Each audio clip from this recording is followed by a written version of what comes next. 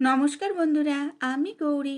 আমার channel cook with গৌরীতে আজকে নিয়ে এসেছি যে শীতের যে ছোট ছোট নতুন আলু দিয়ে মুরগির মাংসের ঝোলের রেসিপি।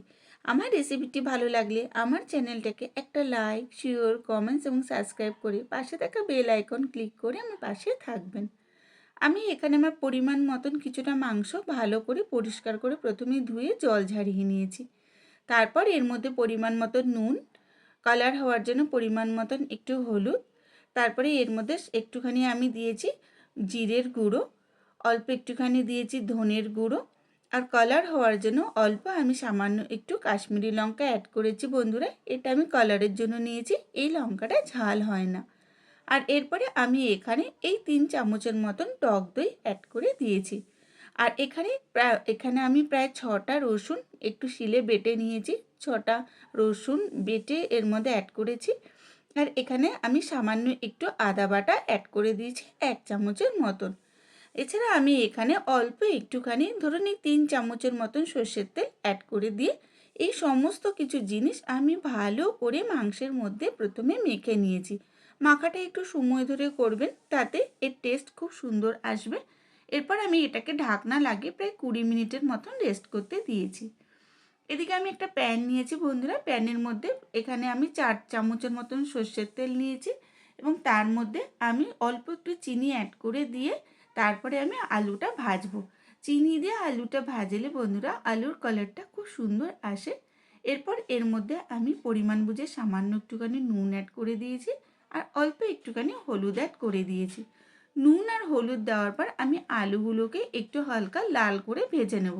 খুব বেশি সময় ধরে ভাজার দরকার নেই, আলুর কালারটা হালকা একটু চেঞ্জ হয়ে গেলেই আপনারা আলুগুলোকে অন্য একটি প্লেটের মধ্যে তুলে নেবেন। দেখুন আমি এইভাবে সমস্ত আলুগুলো আমি এভাবে ভেজে নিয়েছি। এরপর ওই একই তেলের মধ্যে বন্ধুরা আমি এলাচ, লবঙ্গ, দারুচিনি আর একটা তেজপাতা একটু ছিঁড়ে ফোড়ন হিসাবে দিয়েছি। এরপর ফোড়নে যখন একটা সুন্দর মিষ্টি গন্ধ পাবেন তখন এর মধ্যে আমি 2টো পেঁয়াজ ছোট ছোট করে কেটে রেখেছিলাম, সেই ছোট পেঁয়াজটা একটু তেলের মধ্যে মিডিয়াম ফ্লেমে ভেজে নেব, যতক্ষণ না পেঁয়াজটা একটু হালকা নরম হচ্ছে ততক্ষণ। পেঁয়াজটা নরম হয়ে যাওয়ার পর আমি এর মধ্যে টমেটো অ্যাড করে দিয়েছি। টমেটোটা দেওয়ার পরে যখন টমেটোটা একদম ভালোভাবে পেঁয়াজের সাথে মিশে যাবে তখন মেখে যে ম্যারিনেট করে মাংসটা আমি রেখেছিলাম সেই মাংসটাও আমি এর মধ্যে দিয়ে ভালো করে নাড়াচাড়া করে নেব। এই সময়টা আপনারা একটু ভালো করে মশলার সঙ্গে নাড়াচাড়া করে এটাকে প্রায় 6 মিনিটের মতন ঢাকনা চাপা দিয়ে রাখবেন মিডিয়াম ফ্লেমে। দেখুন কিছুক্ষণের পরে আবার একটু চিকেনটা ভালো করে মাংসটা ভালো করে নাড়াচাড়া করে নেবেন, নাহলে তলায় একটু পুড়ে যেতে পারে। এজন্য একটু ভালো করে সময় ধরে নাড়াচাড়া করার পর আমি যে আলুগুলো এর মধ্যে ভেজে রেখেছিলাম বন্ধুরা, আপনারাও এই সময় এই ভেজে রাখা আলুগুলো এর মধ্যে অ্যাড করে দেবেন। অ্যাড করে দিয়ে আবার এর মধ্যে আমি একটু ভালো করে নাড়াচাড়া করে নেব, যাতে আলু আর মাংসগুলো ভালো করে মশলার সাথে সুন্দর করে মিশে যায়। এই কাজটা একটু আপনারা সময় ধরে করবেন যেন মশলার সাথে সব কিছু মিশে যায়।